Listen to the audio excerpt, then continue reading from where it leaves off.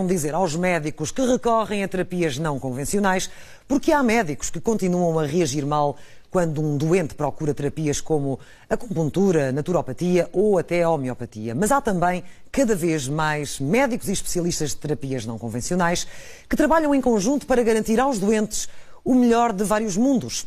No momento em que o Governo está prestes a regulamentar estas terapias, depois de um longo atraso de 9 anos, a grande reportagem SIC mostra-lhe como as várias formas de medicina podem ser complementares.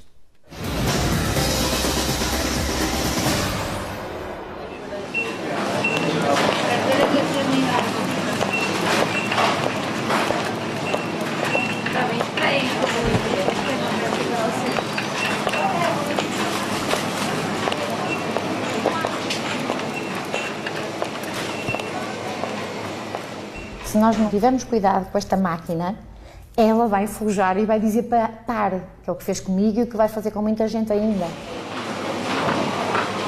O stress, a ansiedade, o dia-a-dia, o não ter tempo, isto tudo é um acumular de situações que depois o nosso organismo vai dizer para, está na hora de parar. E a mim foi o que o meu organismo disse, para, está na hora de parar. Quando temos um diagnóstico, como eu tive de cancro de mama, a primeira coisa que nos vem à cabeça é, pronto, terminou aqui o meu percurso.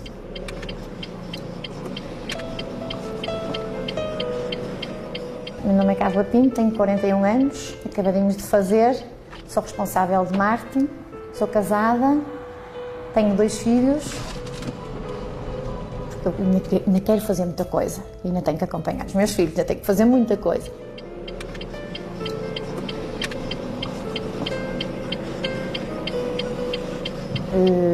E há um ano era este o meu sentimento, de facto. Exatamente, há um ano. Exatamente.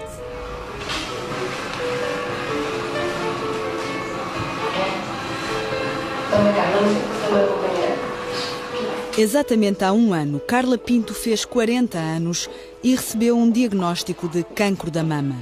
Poucos dias depois foi operada por Maria João Cardoso, a cirurgiã que, em 2011, fundou o Mama Help, este centro de apoio a doentes com cancro da mama, no Porto. Foi aqui que Carla Pinto descobriu a naturopatia, com o naturopata André Dourado, e descobriu também, com surpresa, que há médicos e terapeutas de outras medicinas a trabalhar em conjunto. Não vejo outra forma de trabalhar, porque a doença é o principal problema. Olha, mas para si, pai. Mas... E o que é fundamental é acabar com estas guerras de interesses que existem e com as quesílias entre as diferentes formas de medicina. Bom, a Carlota, a mais velha, estava constantemente doente. Todos os meses tomava antibiótico. A Carlota ia uma semana à escola, ficava 2 em casa. Família e amigos, quando nós dizíamos, já está doente. Mesmo no trabalho, vou ter que faltar, ou Diogo, vou ter que faltar, já está doente outra vez.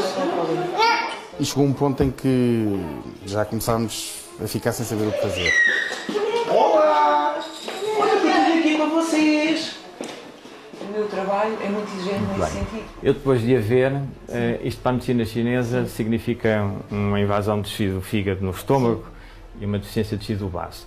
E deve ter análises, claro. Tem. De tudo. Tem. Pronto, para mim isso é muito importante. Sim. Porque preciso ver o ferro, a vitamina B12, e que no fundo é isto que as nossas 2 medicinas se vão complementar. A medicina chinesa é um bocado pela via metabólica e fisiológica, não é? E nós somos mais específicos, não é?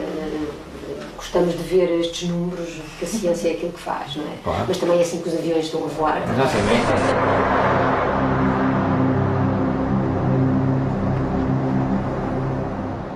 This was the week that changed the world.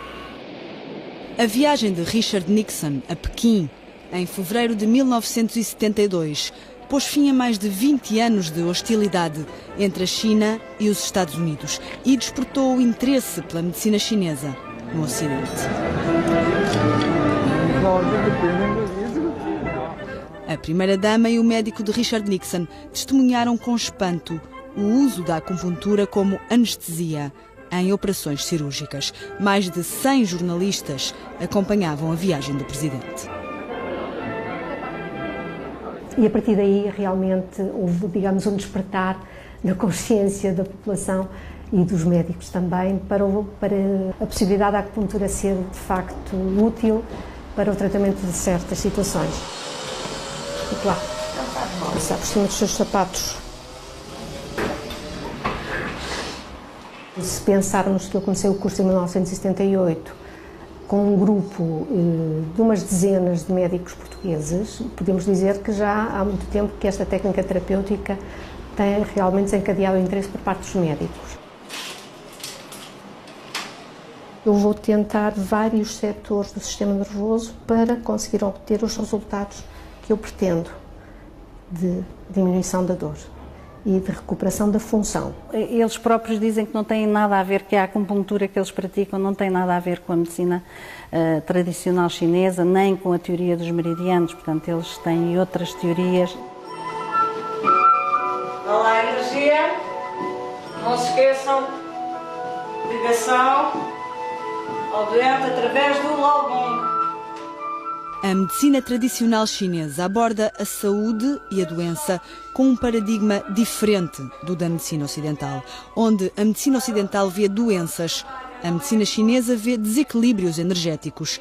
Baseada na teoria dos meridianos, procura recuperar o estado de saúde, restabelecendo a livre circulação de energia, através desses canais, os meridianos, que para a medicina chinesa formam uma espécie de rede de comunicação no corpo humano. Eu penso que o corpo trabalha, não é a força. Volta de 20 a 30 minutos.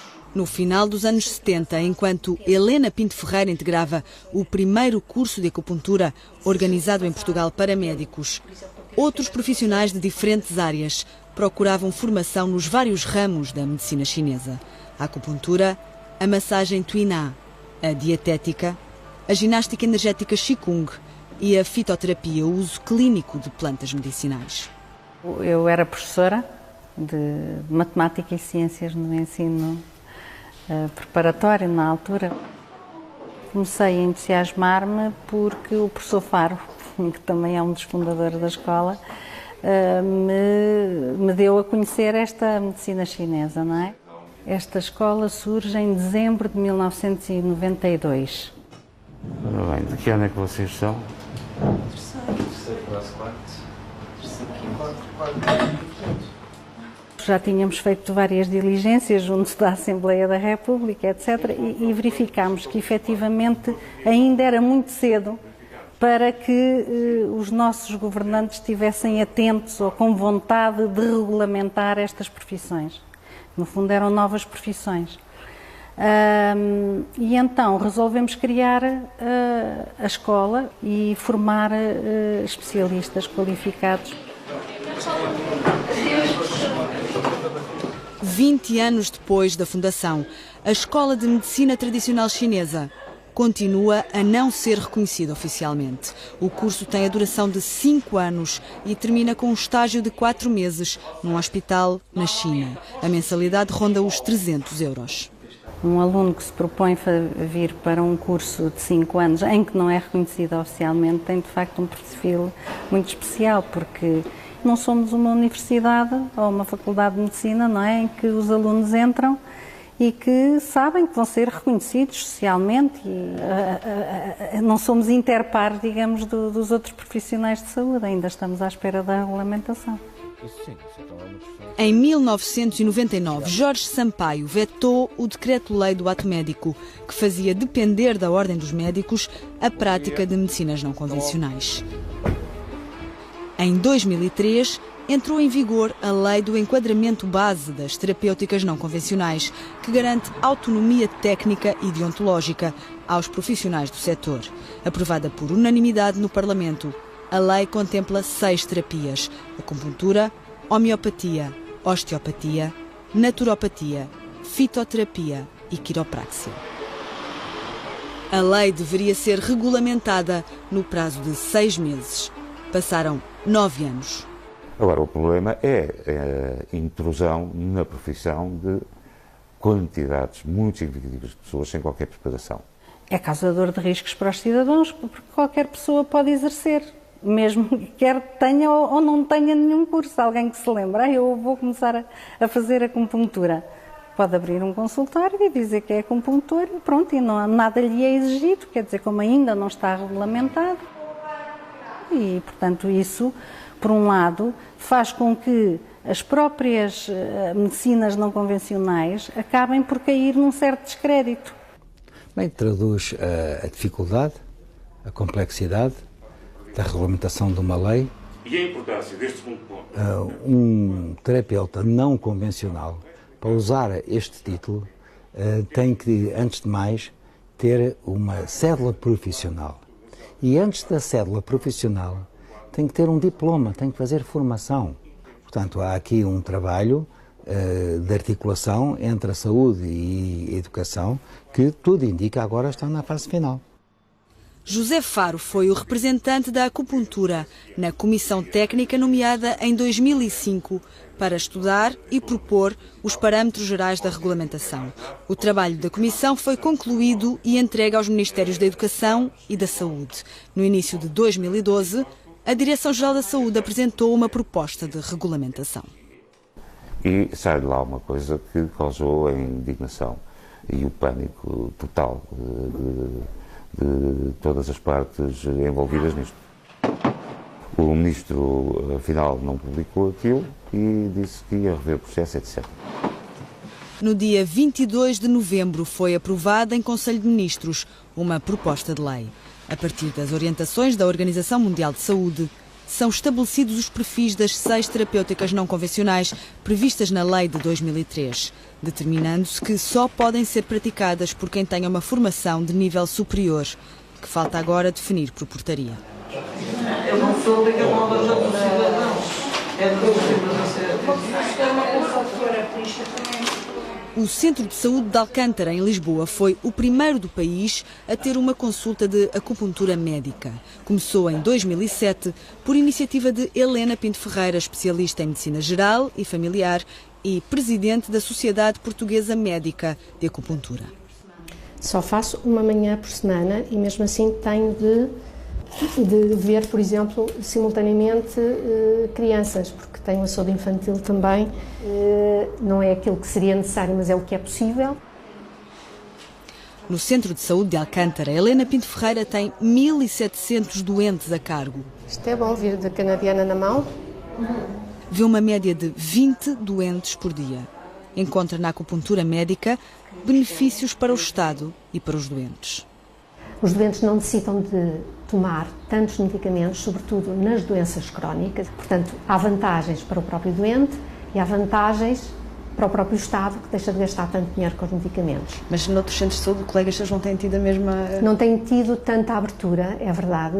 Alguns até viram recusada pelos diretores a sua possibilidade em desenvolver esta terapêutica. Na sua opinião, isso deve-se a quê?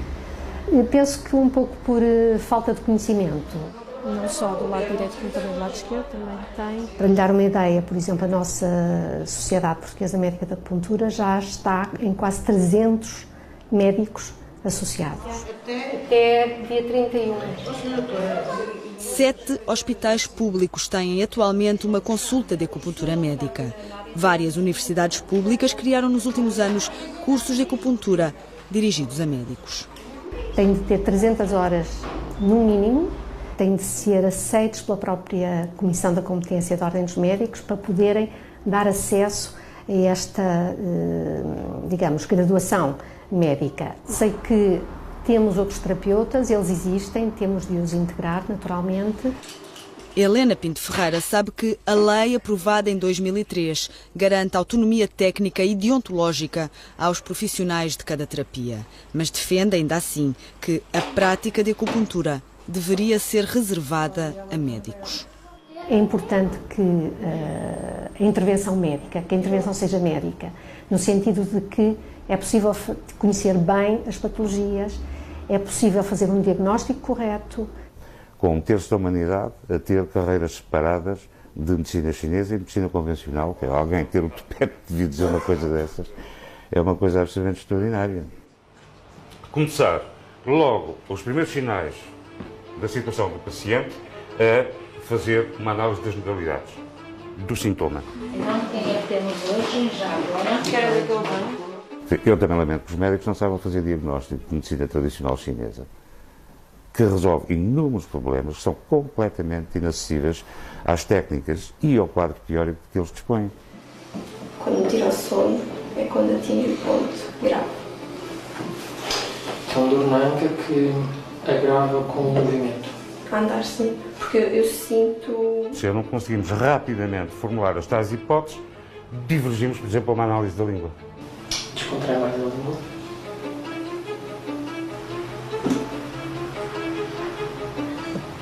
Ou então passar para a análise do pulso.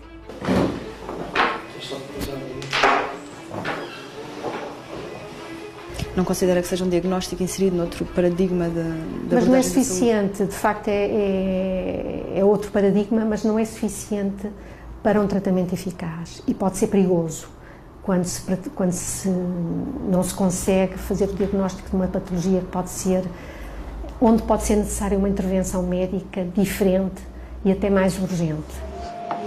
Os nossos alunos são preparados tanto para terem o seu consultório particular como para poderem dialogar com os médicos da medicina dita convencional e por isso temos uma série de cadeiras de ciências médicas ocidentais, nomeadamente a anatomia, biologia celular, mecanismos gerais de doença, fisiopatologia e depois uma coisa que logo desde o início foi criada, que foi uma cadeira que lhe chamamos reconhecimento de situações de urgência para que o especialista possa perceber quando é que não está dentro da sua área tratar e poder enviar essas pessoas para o hospital.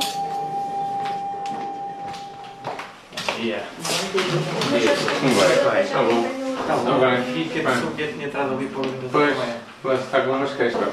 Dá-me licença. Obrigado, vou só subir. João Luís Videira formou-se na Escola de Medicina Tradicional Chinesa. Divide o tempo entre o consultório e a Clínica do Rosário, em Cascais, que tem consultas de medicina tradicional chinesa desde 2007.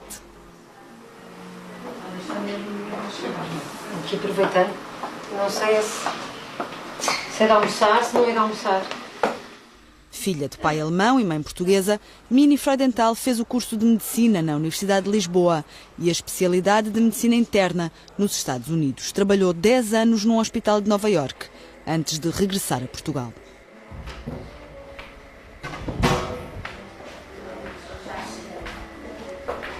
Mini? Estás sem ninguém? Pronto. Olha, Mini. Pode chegar ali. Tive aqui uma paciente e queria te dizer o que é que estou a pensar fazer. Está bem, sim senhora. Tenho aqui umas recomendações dietéticas para ver se não entram em contradição com as tuas. Vamos lá. Quando me chega aqui um paciente recomendado por ela ou por alguém, eu faço um diagnóstico de medicina chinesa. Não interfiro em nada com o diagnóstico de medicina ocidental. E faço, portanto, a minha parte, a parte para a qual eu estou preparado. Aqui. Bom dia. Meu nome é Mini Freudenthal. Sandra, prazer.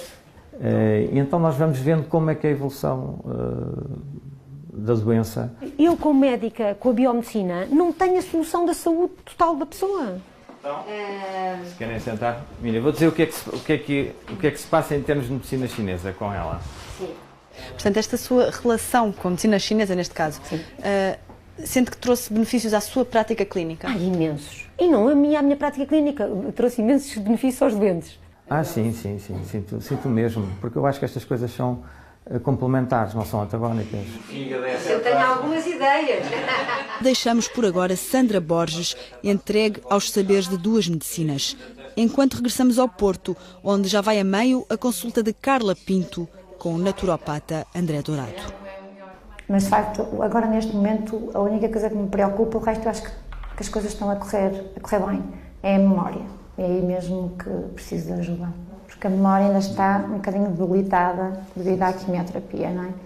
Quer dizer, um conjunto de pessoas que passaram pelo mesmo que eu a recomendar-me, as médicas que me tratavam a prescrever-me terapia não convencional que não é normal, não é? Eu nunca fui a um médico que me recomendasse terapia não convencional, portanto foi a primeira vez. O combate de Carla Pinto contra o cancro de mama começou há 1 ano com uma cirurgia realizada por Maria João Cardoso, professora na Faculdade de Medicina da Universidade do Porto. Maria João Cardoso é responsável pela cirurgia na unidade de mama da Fundação Champalimau, em Lisboa. No início de 2011, decidiu reunir as armas da medicina convencional e de várias terapias complementares na luta contra o cancro e fundou o Mama Help, no Porto. Considera pouco razoável e muito perigoso que a maioria da classe médica continue a reagir mal quando um doente procura terapias não convencionais. A maioria das pessoas reage mal. E reage mal às vezes por desconhecimento, porque existe muita investigação séria na área das terapias complementares hoje em dia. 80% das pessoas com cancro procuram em qualquer altura do seu tratamento, se não um terapeuta, pelo menos informação sobre essa área. O que é que acontece na maior parte dos casos? Nós temos pouco tempo e os médicos dizem apenas não faça, que isso vai lhe fazer mal. Olha, é responsável pelo que faz. Porque é muito mais difícil saber mais acerca do assunto. E eu achei que não estamos mais numa altura em que nós possamos, para despachar, como médicos convencionais, quando as pessoas nos perguntam, olha, eu posso tomar isto? Pode, não tem problema nenhum. Ou então, não tomo nada disso que é uma porcaria. Eu acho que isto é para despachar. Só pode ser para despachar. E eu sinto isso porque eu também fiz isso algumas vezes.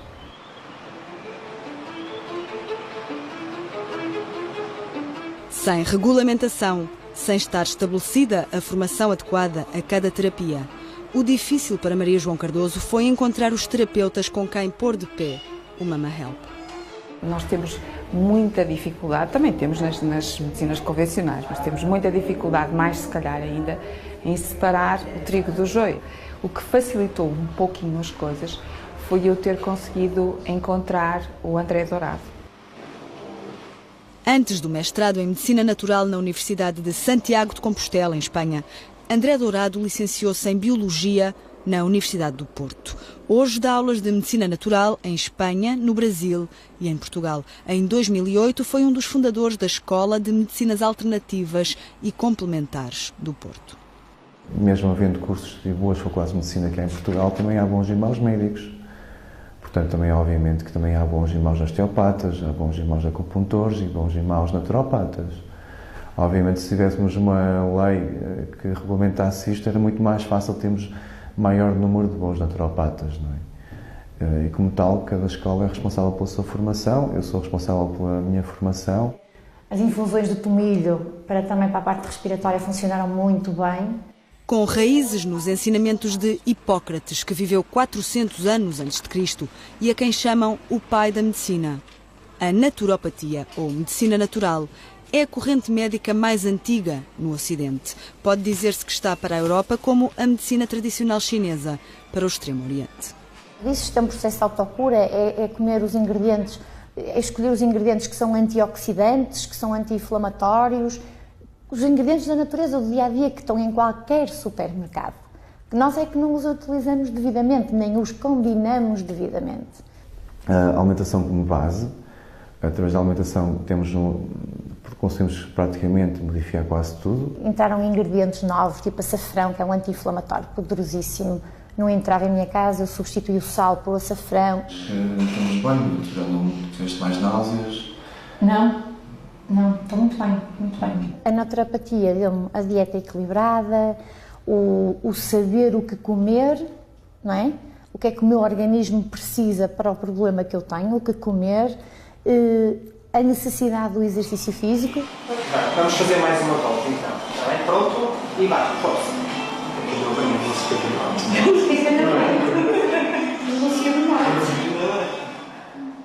Dou muito graças a Deus e muitas graças a essa equipa. Eu nunca perdi massa muscular neste período todo, o que é ótimo para quem está em baixo, em que quer defesas e que julga como terminou. De repente estamos a fazer coisas que não fazíamos antes. E fez-me sentir mais segura, porque de facto eu tive este problema. A oncologista na minha cirurgia diz neste momento que está tudo bem, o primeiro controle foi excelente, foi ótimo. O meu estilo de vida também melhorou imenso, eu ganhei muito, preferia não ter tido este problema, mas eu ganhei muito com ele também.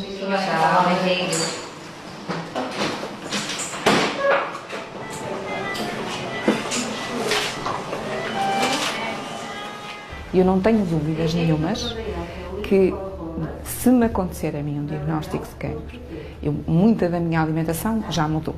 E já mudou, e muitas das coisas que mudaram por eu ter ouvido o André várias vezes, já lhe digo. Mas eu não tenho dúvida que esse caminho é um caminho que eu seguiria com toda a facilidade. E que, se eu tivesse que fazer quimioterapia, que eu recorreria com toda a facilidade à acupuntura para tentar minimizar os efeitos laterais. Controla completamente os vômitos e as náuseas da quimioterapia, sem recurso aos outros fármacos que nós utilizamos para controlar isso. Agora vamos buscar a mana? Quem é? Vamos buscar a mana? Quem é esta? Esta sou eu. E esta és tu. A Carlota era uma criança que tinha uma bateria de medicamentos para tomar preventivamente, tinha uma bateria de medicamentos para tomar quando ficava efetivamente doente. Vamos, pai, ajuda que tu não chegas lá. Anda cá, mãe. Tira aí duas cenouras e um caldo de galinha. Estava constantemente doente. Todos os meses eu tomava antibiótico e chegou um ponto em que já começámos a ficar sem saber o que fazer. Nós vivíamos numa angústia e num desespero. A nossa vida era completamente condicionada, portanto, seja vida familiar, no trabalho. A menina que está aqui, faz companheira. Olha, cuidado com a caneta, são sugestões. E quando uma criança está a ser medicada de 15 em 15 dias e está constantemente doente, a medicina convencional atingiu o seu limite. Isso não escreve. Quer ver? O próprio pediatra, nessas circunstâncias, por que não recomendar um homeopata qualificado? E isso é fundamental, esta parceria. Porque a medicina convencional é insubstituível, mas a homeopatia também é. Acabámos por contactar o Dr. Nuno, marcámos uma consulta e passámos de um ano inteiro, sem falta e sem qualquer tipo de exagero, um ano inteiro a tomar antibiótico todos os meses, e desde essa altura até hoje tomou 4 vezes antibiótico, portanto já vão 3 anos. A homeopatia é uma forma de medicina que nasceu na Alemanha há cerca de 200 anos. Foi criada por um médico alemão chamado Dr. Samuel Hahnemann, ou era um médico da medicina convencional, mas que se destacou em muitas áreas, na área da química, da física. Ele fez uma experimentação, na altura, com um medicamento que era utilizado, o quinino, na malária, e o que ele conseguiu perceber foi que, ao tomar essa substância, ao fazer essa prova dessa substância, ele começou a desenvolver os sintomas da malária. E era a substância que era usada para tratar a malária. Então, esta associação de ideias, na altura, foi genial. E foi assim que surgiu a homeopatia, a ideia da cura pelo semelhante. Nós temos grandes países, grandes centros de homeopatia. A Inglaterra, por exemplo, é um grande centro de homeopatia, onde os medicamentos homeopáticos são comparticipados em Inglaterra, portanto faz parte do serviço de saúde. Depois a Alemanha. A Alemanha também é um país muito forte de homeopatia, como também a Áustria, como também os países nórdicos. A homeopatia está difundida por todo o mundo. Nuno Oliveira viaja para a Alemanha, onde participará num seminário sobre homeopatia e oncologia. É da Alemanha que Alexandre Ferreira de Almeida importa as matérias-primas com que produz medicamentos homeopáticos no laboratório da farmácia Melo, na Amadora, que fornece farmácias de todo o país. O tratamento homeopático consiste em estimular a capacidade de reação do organismo com recurso a doses extremamente diluídas e dinamizadas de substâncias que provocariam num organismo saudável os sintomas que o doente apresenta. Agora, isto não é assim linear. A homeopatia clássica é individual. E isto é fundamental as pessoas perceberem. Eu posso ter 5 crianças na minha clínica que sofram, por exemplo, de asma, e posso lhe garantir quase totalmente que essas 5 crianças vão tomar 5 medicamentos diferentes. Isto é assim que é a homeopatia clássica. A homeopatia clássica avalia a pessoa num todo, mental, emocional e físico. Naturalmente que a primeira coisa que fizemos foi falarmos com o pediatra da Carlota, na altura era só a Carlota, para dar conhecimento que íamos ter esta nova abordagem. não se opôs, disse que ok, tudo bem. E eu não abdico disso. Na primeira consulta, eu digo sempre isso. O pediatra é para continuar a fazer o seguimento da criança. O pediatra de Carlota e Madalena não teve disponibilidade para uma entrevista, mas esclareceu por e-mail que não acredita na eficácia do tratamento homeopático. Gonçalo Cordeiro Ferreira atribui a evolução do estado de Carlota ao facto dos problemas respiratórios tenderem a melhorar com a idade. Sendo assim, não viu inconveniente no recurso à homeopatia, que, na sua opinião, não faz bem nem mal. Quanto mais diluído o produto, concluiu o fundador da homeopatia, Samuel Hahnemann, mais potente será a sua ação. As diluições são tão altas que, a partir de certa altura, deixa de ser possível encontrar no manipulado homeopático qualquer molécula da substância original. É isto que leva grande parte da comunidade científica a defender que não há aqui mais do que água com açúcar e a falar de efeito placebo. Bolinhas de açúcar, quer dizer, numa criança não há esse efeito de bolinhas de açúcar. Uma criança que está com febre ou que está com uma infecção, não é tomar umas bolinhas de açúcar que acha que vai ficar boa e fica. Uma criança não tem consciência para isso, não é? A Carlota começou com 2 anos, mas a Madalena começou com 1 mês. E, portanto, não têm consciência para se sentir sugestionadas porque estão a tomar umas bolinhas, ou no caso da Madalena, umas gotinhas, porque ela era muito pequenina. O farmacêutico Alexandre Ferreira de Almeida também contrapõe, à falta de evidência científica, a evidência empírica, nomeadamente a experiência de veterinários que tratam animais com medicamentos homeopáticos. Temos uma gama grande de veterinários que utilizam em animais. Mas há veterinários que se abastecem na sua farmácia de medicamentos homeopáticos? Sim, medicamentos homeopáticos. Bem, em relação aos animais será difícil obter o tal efeito placebo. Pois, o efeito placebo, o animal não vai dizer o que é que tomou, se tomou sacarose, glucose, ou se tomou um medicamento em si, não é? Para si é intrigante como é que funciona? Sim, sem dúvida, porque nós não temos conhecimento de como funciona. Nós sabemos empiricamente que a homeopatia funciona e funciona muito bem. Sabemos isso empiricamente. Mas repara uma coisa, a ciência está a avançar, todos os dias avança. E nós não podemos ter a veleidade de pensar que neste momento temos o conhecimento total sobre as coisas. Não temos. Não existe conhecimento total. Há uns anos atrás, a partícula mais pequena que existia era o átomo. E hoje em dia veja onde é que a investigação já vai.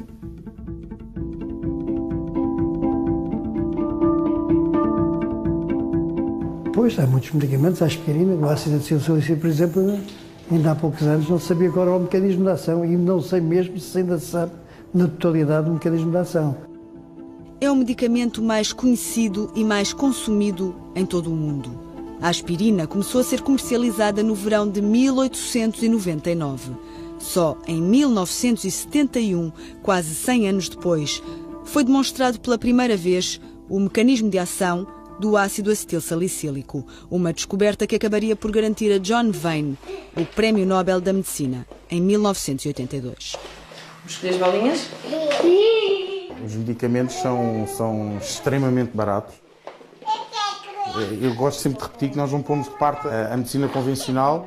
Agora, evitamos ao máximo aqueles químicos mais pesados. Se não houver outra solução, então avançamos para a artilharia pesada. Então, obviamente que existem radicais dos dois lados, portanto, mas nós temos que ter bom senso. Todos nós temos que saber o limite das nossas práticas.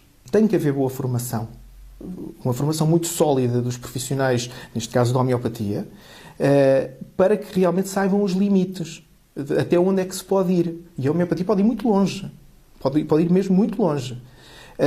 Mas não podemos pôr em risco a vida das pessoas, portanto, radicalismos não. Eu dou-lhe um exemplo concreto. Uma vez, um paciente veio ter comigo e estava há 3 dias sem dormir. E disse-me, olha, eu quero ser tratado pela medicina chinesa, não quero ir para psiquiatras, não quero drogas. E eu disse-lhe, olha, não, nesta fase da sua doença, a medicina ocidental atua melhor. Quando o doente está muito doente, nós somos fantásticos. Isto é, trazemos o desequilíbrio grave a um ponto onde ele pode ser depois novamente tratado por estas medicinas complementares. É friorenta, essencialmente. Friorenta, isso quer dizer, tem frio ou onda? Tem frio nos pés? Nos pés. Nas mãos? Sim. No fundo das costas também. No fundo das costas, não vão lá. Mãos, pés, tem na ponta do nariz também ou não? Às vezes sim, no inverno. Agora, por favor, mostre-me a sua língua. Nós nunca, por exemplo, dizemos a um paciente que vem medicado, olha, deixe de tomar isto, ou interrompa a dose, ou não sei o quê. Evidentemente não. Isso era um perigo e nós respeitamos muito os médicos e o seu saber e dizemos não. O senhor continua o seu tratamento, se tiver que fazer um desmame, é com ordens do seu médico, não invente. Faça exatamente isso. E eu faço a minha parte. Quando se irrita, a sua tendência é guardar ou explodir. As emoções, na medicina chinesa, têm um papel muito importante nas doenças, porque possibilitam ou não o livre fluir da energia dentro do corpo. Virar, respirar fundo. E nós sabemos hoje em dia que até os pensamentos causam doença, não é? Porque uma emoção desequilibrada vai causar um stress celular e vai causar doença. Isto hoje em dia nós sabemos isto, não é? Agora, vai virar só um bocadinho para lá. Ora bem, a medicina chinesa, exatamente o que aborda é esse período de desequilíbrio. O que eles fazem prévio à doença. Exatamente. Eles têm ferramentas para equilibrar estas coisas que são mais subtis e menos agressivas que a nossa. E come saladas frias, sim, come sim, comida sim, fria. Sim. Por exemplo, uma pessoa friorenta não deve comer um excesso de saladas frias, não deve comer comidas frias. O Estado tem a beneficiar de nós não estarmos doentes. Os custos são muito menores. E a pré-doença é enorme. E em 3 posições. Nós, no seu pulso, vemos todos os órgãos e analisamos-lo em função da profundidade e da maneira como o sangue bate na artéria. O seu pulso e a sua língua indicam-me um padrão de desarmonia, que é a tal invasão do chi, do fígado no estômago e no baço. Fez o tratamento do HP. Fiz. E isso foi há quanto tempo? A última há cerca de 1 ano e meio. Há 1 ano e meio. Com uma biópsia negativa. Está bem, então quer dizer que curou. Em teoria sim, mas continua a ter os sintomas da gastrite. Eu sentia coisas que a nossa medicina não dava resposta. Não dá nada para não. E aqui então nada. Não. Nada. Está bem. Tratei-me muitas vezes com a medicina chinesa. E com medicina chinesa, com quiroprata, com osteopata, e tem-me ajudado muito. Eu recorro às 2 medicinas. Eu faço um exame à próstata todos os anos, obviamente que faço. Outro ponto aqui da vesícula. A minha mulher faz mamografias, eu faço análises para ver se o colesterol está ou não está, pronto, mas não preciso tomar remédios. Faço a combinação certa de alimentos. Pronto, eu utilizo as 2. Vamos fazer mexer a energia do fígado. A minha experiência, e isso também vai contando, é que muitas das coisas que eu aprendi com a medicina chinesa há 20 anos atrás estão agora a começar a ter evidência. E a questão aqui é essa, é que é muito complicado meter na cabeça das pessoas que fizeram a sua progressão toda com o método científico ocidental que existe outro. E que pode ter validade também. Eles também têm evidência. Não têm a evidência do nosso prisma, não é? De maneira que, o que é que me diz que a nossa é melhor que a deles, não é? Veja lá se tem hipótese de vaga amanhã, está bem? Obrigada. Tchau. Está a ver, depois isto, todos os dias isto. Houve também um marco muito importante que foi a descoberta da libertação de algumas substâncias, alguns neuropeptídeos, através da estimulação por acupuntura, não é? O que permitiu também, do ponto de vista científico, perceber que havia, de facto, uma ação fisiológica com o tratamento por acupuntura. Mas eu ia lhe pedir para que faça o favor de escrever, durante uma semana, tudo o que come, a que horas e o quê. Sandra Borges tentará adequar os ritmos de trabalho, o orçamento e os hábitos de toda uma vida às recomendações dietéticas de João Luís Videira. Carla Pinto iniciou um caminho semelhante há um ano e revolucionou os hábitos alimentares da família. Eu acho que todas as pessoas deviam ir a uma consulta de naturopatia, porque isto não é só, não é para quem está doente, só, não. Logicamente eu descobri isto depois, eu gostava de ter descoberto isto antes.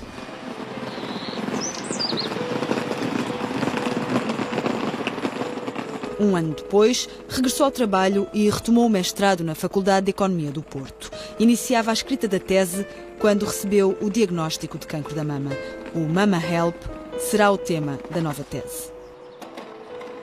Se trabalharmos todos em rede desta maneira, não há competição, mas sim integração, sincronicidade, e vamos todos beneficiar a longo prazo do que estamos a fazer. 9 anos e 4 governos constitucionais não chegaram para regulamentar uma lei aprovada por unanimidade no Parlamento em 2003. Este ano, o Tribunal Administrativo de Lisboa deu razão a uma queixa da Associação de Medicina Natural e Bioterapêutica e condenou os Ministérios da Saúde e da Educação a regulamentar a lei no prazo de 8 meses. Este ano, os Ministérios da Educação e da Saúde deram por concluído o projeto de regulamentação. Dia 22 de novembro, o Conselho de Ministros aprovou uma proposta de lei. O processo segue agora para a Assembleia da República.